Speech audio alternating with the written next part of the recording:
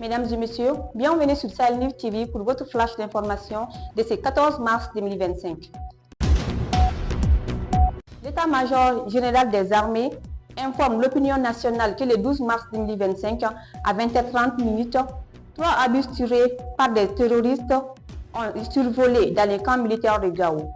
Les impacts ont été retrouvés sans aucune perte en vie humaine et dégâts matériels. 2 civils blessés, y compris un enfant de 15 ans, dans un quartier, ont été pris en charge. L'état-major général des armées informe que les actions de ratissage ont permis de localiser les pas de tir et la recherche de leurs auteurs continue. Ouagadougou, le 13 mars 2025, le président du Faso, chef de l'État, le capitaine Ibrahim Traoré, a échangé ce jeudi après-midi avec les veufs et les orphelins des forces combattantes tombés dans le cadre de la lutte contre le terrorisme. Ces moments d'échange qui ont marqué la clôture de la conférence nationale organisée par l'Agence de soutien aux veufs, orphelins et victimes de guerre, ASBOVIC, ont permis aux chefs de faire le point des préoccupations.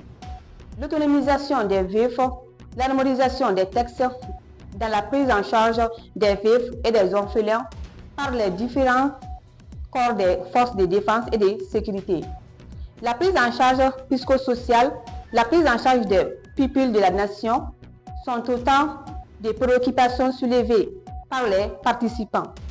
Selon lui, cette conférence de 72 heures vise à trouver avec les acteurs les voies et moyens pour une prise en charge adéquate et intégrale des veufs et des orphelins des combattants tombés.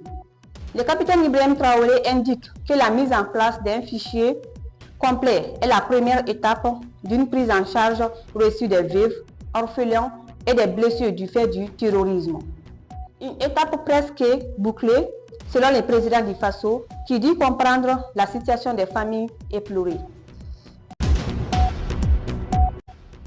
Le président du Conseil national de transition, l'honorable Malick Diaw, a reçu en audience le jeudi 13 mars 2025 une délégation du CIP-UEMOA conduite par l'honorable Fonona Cheikh Ahmed Koulibaly, président par intérim.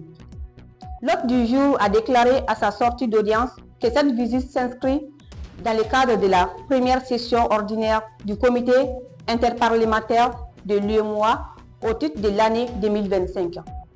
Il s'agit de rencontrer des tuteurs, des députés de l'UEMOA au Mali, en l'occurrence le général de corps d'armée Malick Diaw, pour recevoir des conseils et orientations pour la base tenue de la session. Aussi les féliciter pour son bonne nomination au grade de général de corps d'armée. Dans le cadre de la diplomatie parlementaire, nous avons eu des échanges très constructifs avec le président du CNT sur la bonne marche de l'Union.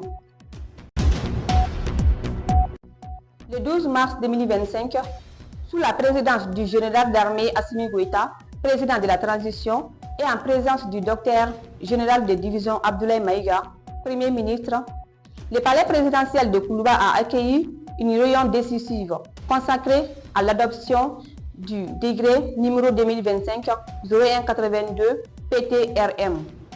Ce texte fixe l'organisation et les modalités de fonctionnement du Fonds de réalisation des infrastructures énergétiques, hydrauliques et de transport. Ce fonds est une avancée majeure pour la mise en œuvre des grands projets d'infrastructures du pays. Le décret établit un cadre clair pour la gestion du fonds qui sera utilisé pour financer des infrastructures stratégiques.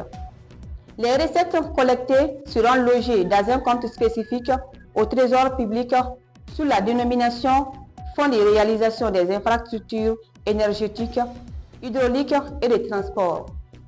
Le texte précise que le ministre de l'économie et des finances, Alucine Sanou, est l'ordonnateur principal du fonds et qu'il peut déléguer ses pouvoirs conformément au règlement en vigueur.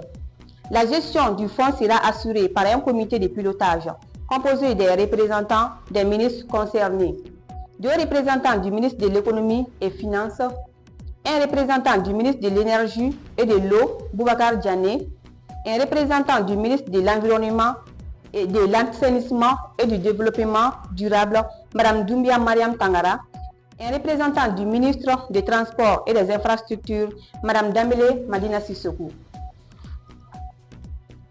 Un représentant du ministère des Mines, Amadou Keïta. Un représentant du ministère de l'Administration territoriale et de la décentralisation, général de division Abdoulaye Maïga. Un représentant du ministère de l'Urbanisme, de l'Habitat, des domaines de l'aménagement, du territoire et de la population, Imiran Abdoulaye Touré. La comité de pilotage aura pour mission d'approuver le budget, de suivre son exécution, d'analyser les projets soumis au financement et de valider l'arrêté des comptes. Chaque année, un rapport annuel détaillé sera présenté au président de la transition, Assimi Goïta. C'est tout pour ces flashs d'informations. Merci de l'avoir suivi et à très bientôt.